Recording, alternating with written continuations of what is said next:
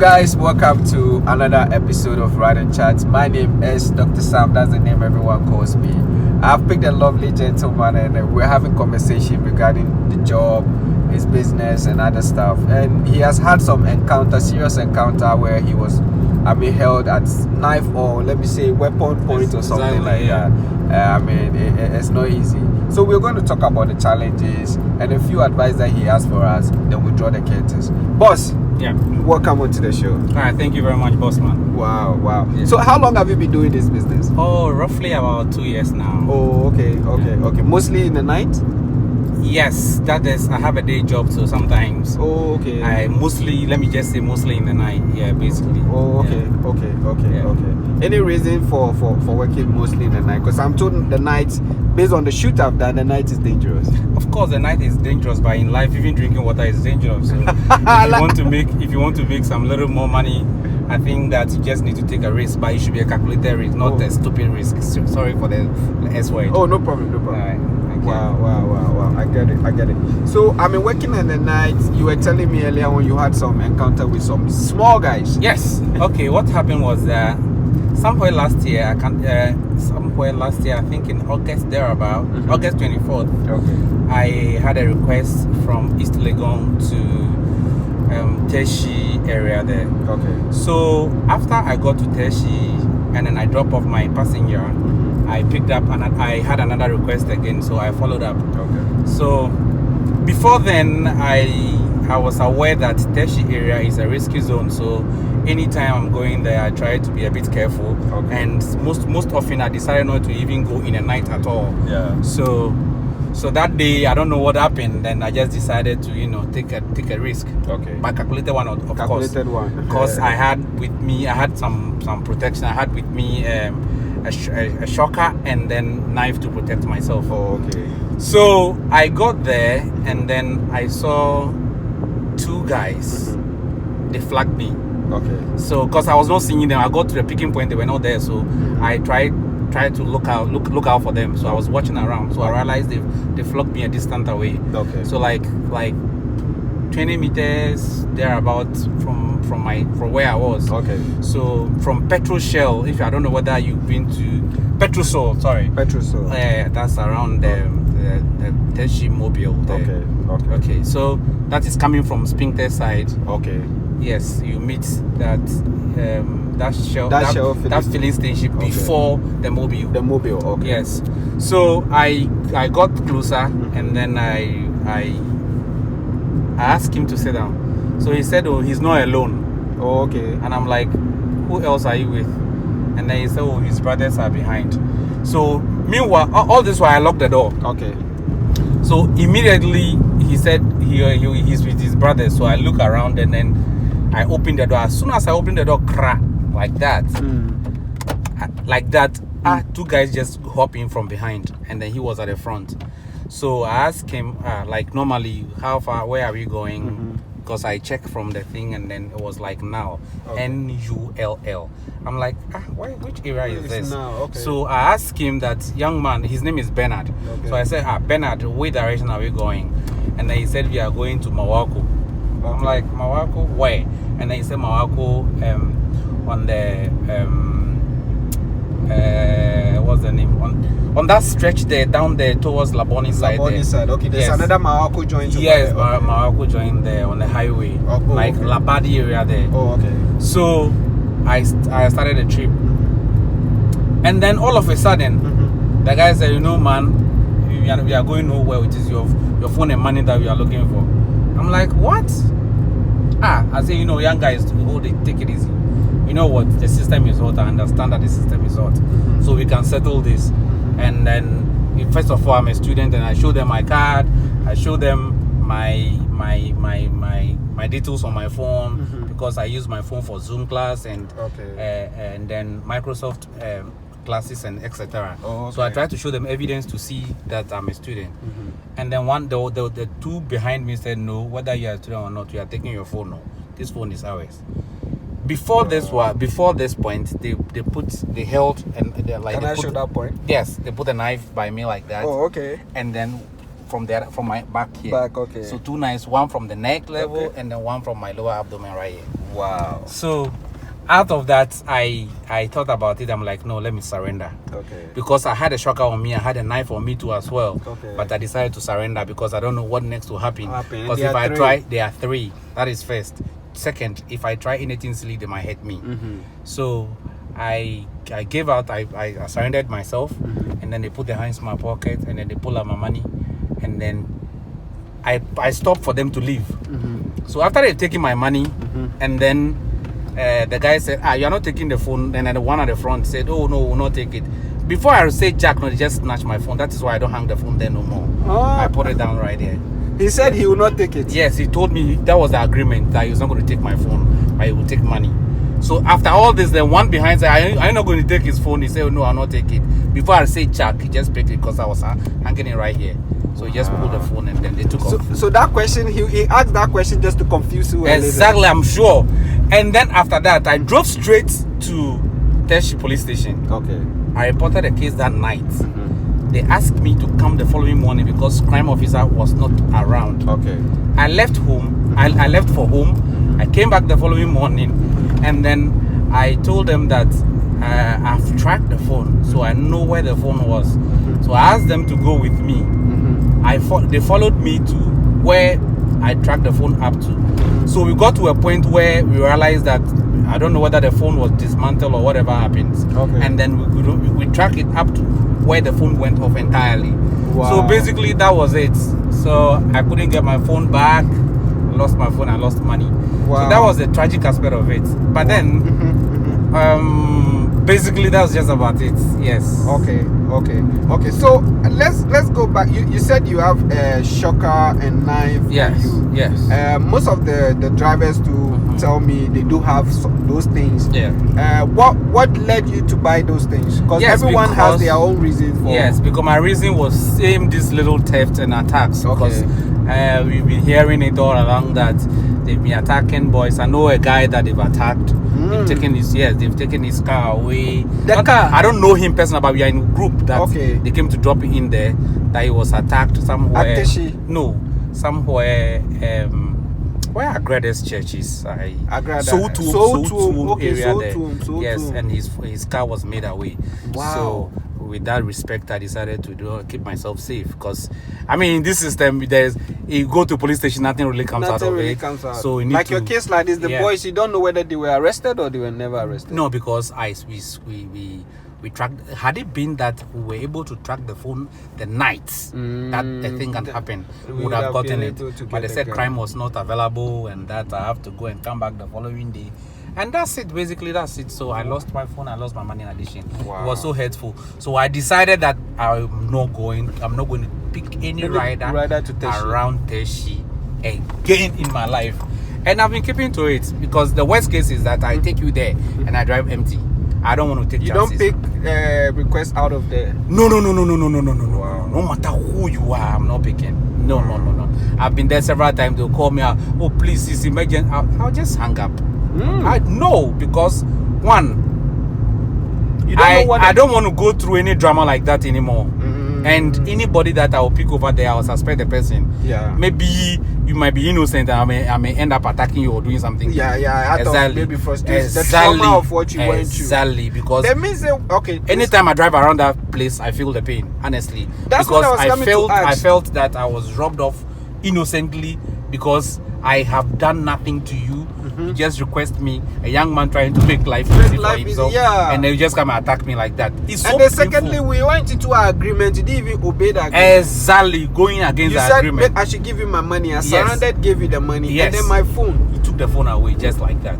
Honestly, I feel your pain in terms of the trauma because being held at knife point. I've never experienced that in my life before. Never. Wow. Never ever. Wow. At least imagine it, because one, they were young. Two, how old? I mean, those guys should be less than 20 years. They should be less than 20 years. Yeah. They had these dirty, nasty locks on their head. So even in the evening, I decided that even if you are wearing locks, whether innocent or whatever, you don't pick the person. No. If I walk to you, I realize you are wearing those locks. About 90% of them I drive away. No. in the night I really watch out for appearance. Appearance. I don't just pick anybody because my life is at stake, and I don't want to take chances. Chances again. Yeah. Well, when you go to number, you were saying number 2. You said 2, they're young. 1, they're young, and then 2. Yes, the other one was I picked someone to what's the name, to Ashawo. Okay. Yes, and it was quite late. So after I dropped the person, someone also requested me. So I tried calling the person because in the night sometimes I listen to my instincts. Okay. I feel like I want to know who I'm picking, where I'm from, so where you are going. So I try to listen to their addictions, to see how they sound. They sound, yeah. Exactly, and then I will decipher as to if it's a correct person to go pick or not. is looking out to attack someone. Okay. So I called this guy requested me, and then I picked up. So I called him. So I called, he didn't pick. He was chatting me.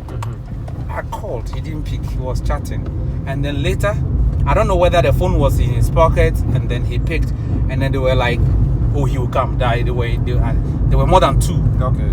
Or he's with someone else. I'm like, "Oh, he will come. No matter what, he will come because he's driving towards our direction." Okay. So listening to that one alone, I don't want no drama. Okay. So I just close it up. I just cancel it and I drove off. Wow. And I drove empty from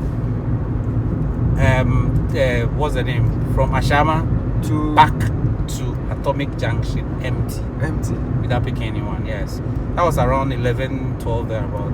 Wow. In the night. Wow. Yes. Wow. And so what I've encountered with women, have you had? Oh yes, those ones. Those are numerous. Those are numerous. Yeah, please. But as a matter of fact, I don't take advantage of people. Okay. I try as much as possible to understand life, that you meet all sorts of people. Okay. Every day. Every day, yeah. But be respectful, to be not respectful, be disciplined. Not to take advantage of innocent people, because I took this lady who has no money on her, and then she said she could offer herself, to pay off. I just took her to a destination and I dropped her off and I left her. And then another one, that was my first experience. Wow. I took her from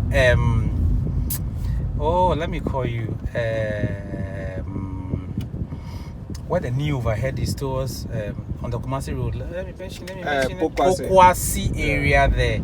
So apparently it was someone who requested me to pick up a lady from there to his place. Okay. That is, he lives in Tema. Okay. So I picked up this young lady. She came, she got into the car, she didn't even greet her. She just sat in, banged the door, bang. I said, hey, what's wrong with this girl anyways? If you put yourself in this job, you should expect anything. So I was like, hello, and she was like, hello. And then that was it. So I asked her where we're going, and she said we are going to Tema. So on our way, and then the map, then she said, just follow the map. She was like, follow the map. Okay. These are one of the things that I had issue with. You see, we are using the map.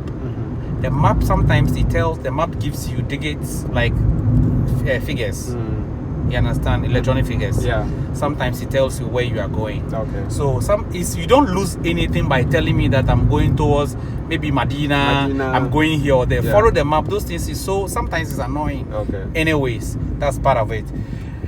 So I took this lady from Pokwasi. So he said, follow the map. I was like, where are you going? He said, follow the map. So I was following the map, and then the map ended in the middle of motorway. So I'm like, madam, the map has ended though, but where we are cannot stop there.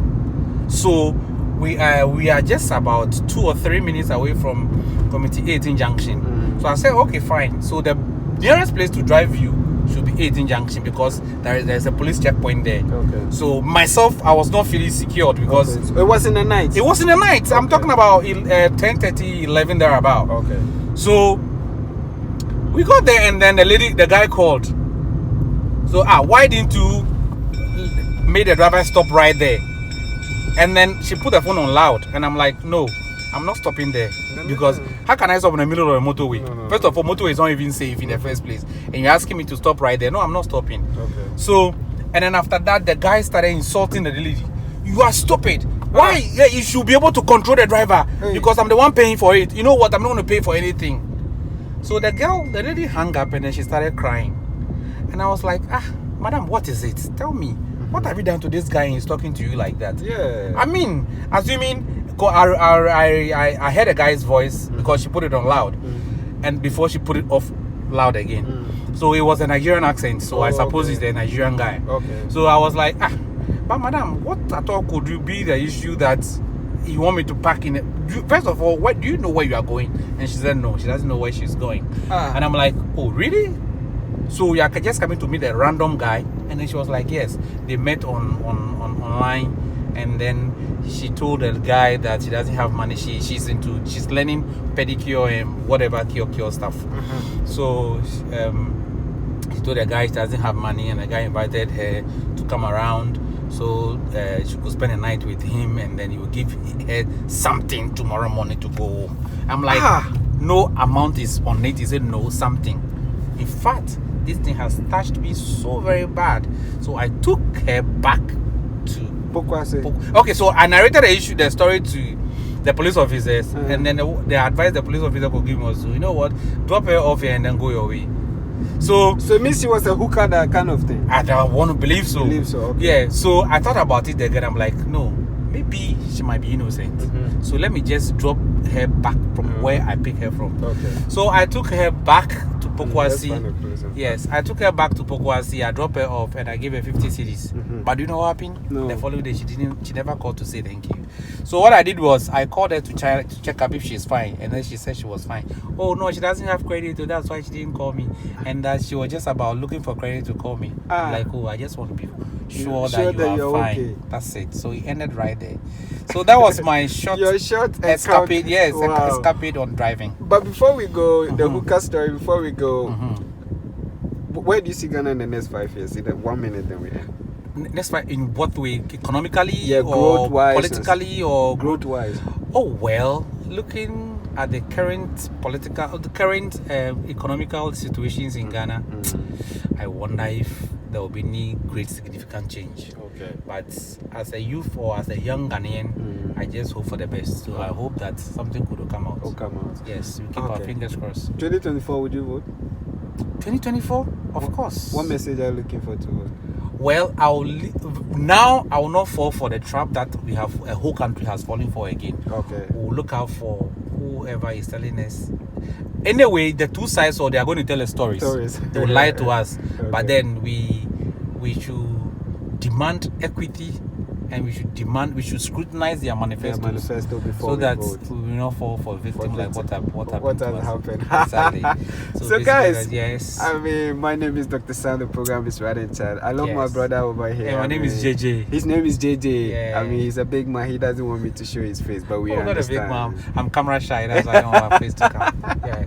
Okay. Yeah. So guys, on this note, I mean, if you've watched to this level, subscribe to the YouTube channel Ride and Chat, TikTok Ride and Chat, Twitter Ride and Chat, Instagram Ride and Chat. Let's continue to share encounters with each other so that we can all learn from each other. God bless you for watching. It's bye-bye from myself and my boss. Bye-bye. Bye.